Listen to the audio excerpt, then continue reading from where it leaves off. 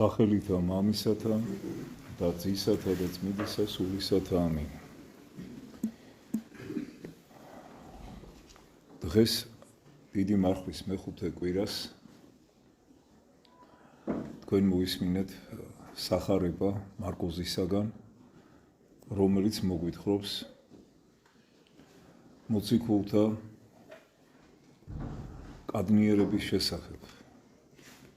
რამე თუ მათზე ჯერ კიდევ არ იყო გარდამოსული მადლისულისა წმინდისა და მათი გონება ჯერ კიდევ არ იყო განათლებული საფრთხო ნათელით და ითხოვდნენ იმას, რაც არ უნდა მოეთხოვათ. ამის შესახებ შესანიშნავად მსჯელობს და განმარტავს დღევანდელ სახარებას წმინდა მღვდელმთავარი გაბრიელი იმერეთის ეპისკოპოსი.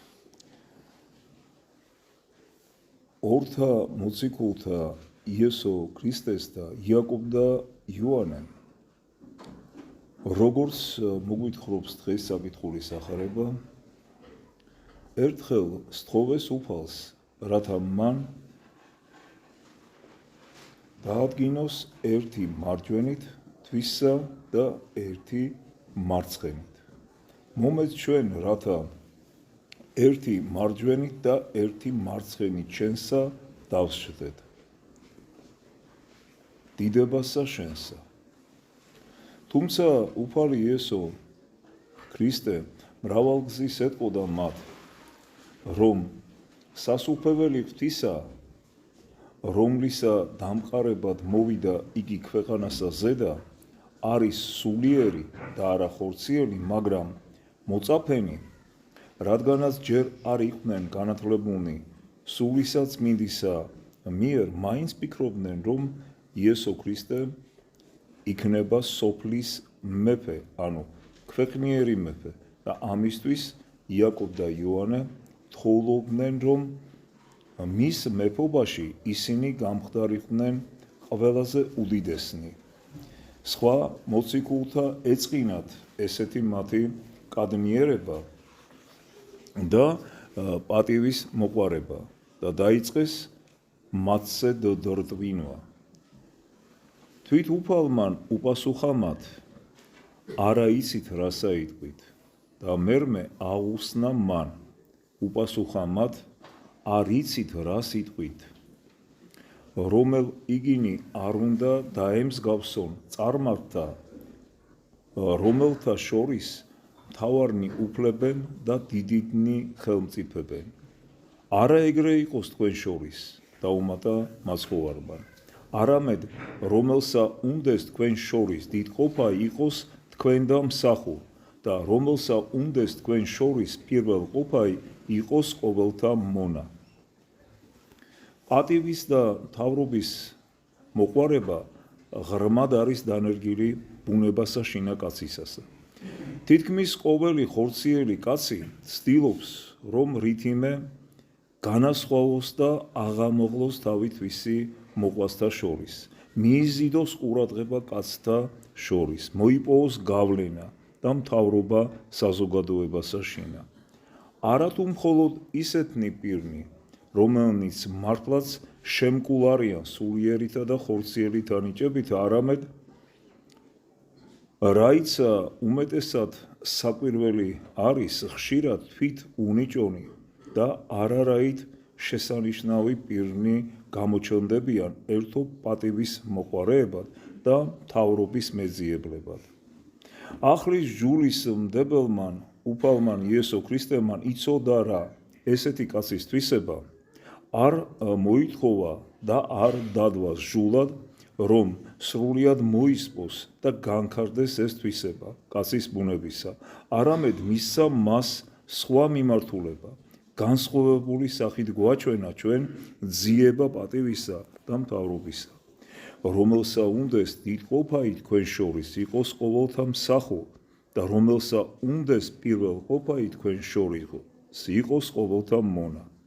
წარმართნი პატივსა და მთავრობასა ეძიებდნენ შიშით და ძალადობით და როდესაც მიიღებდნენ პატივსა და მთავრობასა, მას ხმარობდნენ ამპარტავანებით, ქვეშევრდომთა მათთა უყურებდნენ ვითარცა პირუთხთა ანუ ნივთსა რომელნი მისცა მათ ღმერთმან შესაჭმელად მათთა საუბედუროდ ახლაც ქრისტიანთა შორის ხედავთ ზოგიერთ მსგავსთა მაგალითთა ახლაც იმ ქვეყნებთა შინა სადაც ქრისტეს ჯური არ არის ღრმად დანერგილი და წარმატებული პატივსა და მთავრობასა ეძიებენ შიშით მზაკრობით და ხან ძალადობით ახლაც ზოგიერთი უმეცართა და გაუნათლებელთა საზოგადოებათა შინა კაც პატივსცემენ იმ ზომად რა ზომად მას შეუძლია შეშინება და ბოროტის მოქმედება და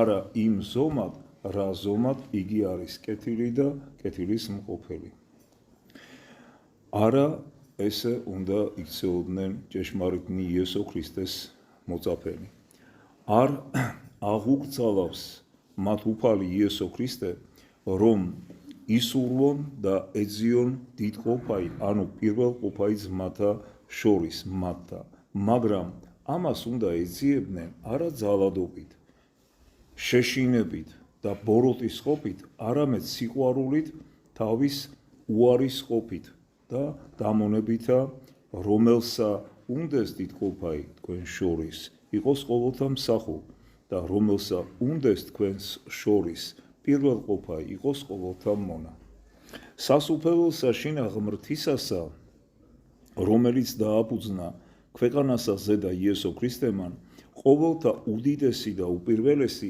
ის იქნება რომელიც ყოველთა უმეტესად სამსახურსა და სარგებლობასა მისცემს მოყვასთა თვისთა და არა ის რომელსა ყოველნი კაცნი ემონებიან და ემსახურებიან აჰა გზა რომელი გვაჩვენა ჩვენ მაცხოვარმან დასაკმაყოფილებლად ბუნებიდგანვე თანაშობილისა პატივისა და მთავრობის მოყვარებისა რომელსაც გრძნობს კაცი თავისუფალ გულში ამ სახით პატივის ძიება დიახ სანატრელი და სასარგებლო იქნება ყოვლისა საზოგადოებისათვის გვახსოვდეს ჩვენ ძმანო ქრისტიანენო ეს ჭეშმარიტება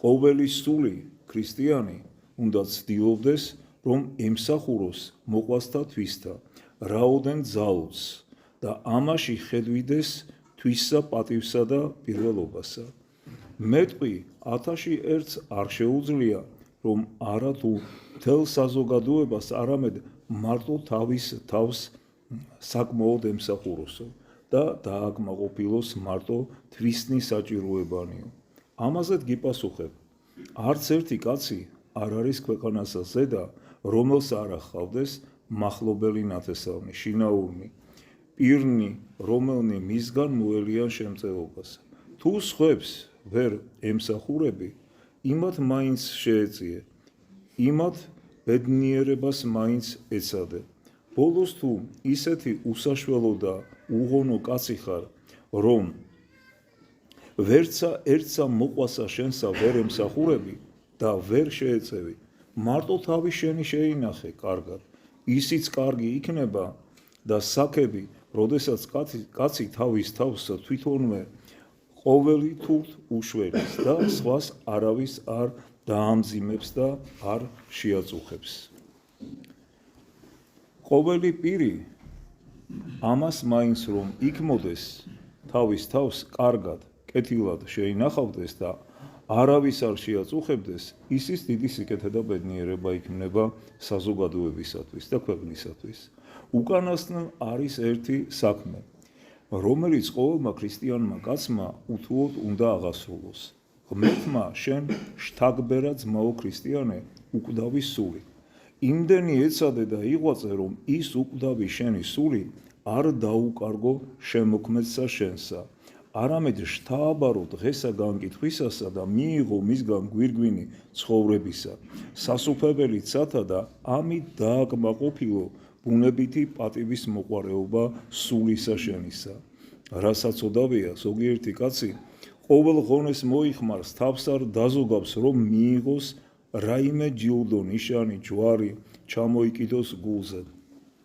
აქ იგულისხმება როგორც პატივის მეძიებელნი მღვდელმსახურნი, ვინც მღვდლობას ეძიებს იმიტომ, რომ ჯვარი დაიკიდოს, მღვდელი გახდეს და არა იმიტომ, რომ ღირსეულად ემსახუროს ღმერთს. ასევე იგულისხმება ის პიროვნებები, ძველ დროს იყო ასეთი ნიშანი გამორჩევისა, ჯილდო, ჯვარი, რომელსაც წარჩინებულ პირებს ანიჭებდნენ და ამის გამო ადამიანი ყველაფერს აკეთებდა.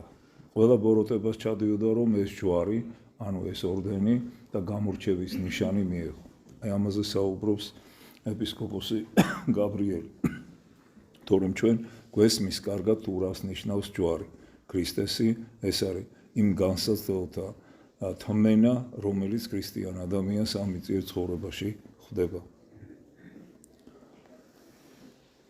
იმ საბრალომ დაივიწყა, რომ უმთავრესი და უზენაესი პატივი, პირველობა, მთავრობა იქ არის იმ სოფელში, საუკუნო ცხოვრებაში, სასუფეველსა შინა ღმრთისასა, იქ კაცნი მართალნი განათვალდებიან, ვითარცა ვარსკვლავი.